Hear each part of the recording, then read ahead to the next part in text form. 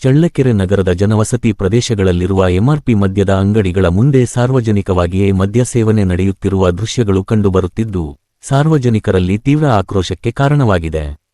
ಮಹಿಳೆಯರು, ವಿದ್ಯಾರ್ಥಿಗಳು ಹಾಗೂ ಸಾರ್ವಜನಿಕರು ಸಂಚರಿಸುವ ಪ್ರಮುಖ ರಸ್ತೆ ಬದಿಗಳಲ್ಲೇ ಕೆಲವರು ಕುಳಿತು ಮದ್ಯ ಸೇವಿಸುತ್ತಿರುವುದು ಕಂಡುಬರುತ್ತಿದೆ. ಇದರಿಂದ ಸಾರ್ವಜನಿಕರ ಓಡಾಟಕ್ಕೆ ತೊಂದರೆಯಾಗುವುದರ ಜೊತೆಗೆ ಸಮಾಜದ ಸ್ವಾಸ್ಥ್ಯದ ಮೇಲೂ ದುಷ್ಪರಿಣಾಮ ಬೀರುತ್ತಿದೆ ಎಂದು ಸ್ಥಳೀಯರು ಆರೋಪಿಸಿದ್ದಾರೆ. ಅಬಕಾರಿ ನಿಯಮಗಳ ಪ್ರಕಾರ ಎಂಆರ್ಪಿ ಮದ್ಯದ ಅಂಗಡಿಗಳಿಗೆ ಕೇವಲ ಮದ್ಯ ಮಾರಾಟ ಮಾಡುವ ಪರವಾನಗಿ ಮಾತ್ರ ನೀಡಲಾಗಿರುತ್ತದೆ.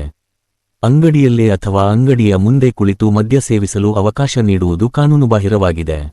ಅಲ್ಲದೆ ಕುರ್ಚಿ, ಟೇಬಲ್ ವ್ಯವಸ್ಥೆ ಮಾಡಿಕೊಡುವುದು ಅಥವಾ ಗ್ಲಾಸ್ ಒದಗಿಸುವುದು ಕೂಡ ನಿಯಮ ಉಲ್ಲಂಘನೆಯಾಗಿದೆ.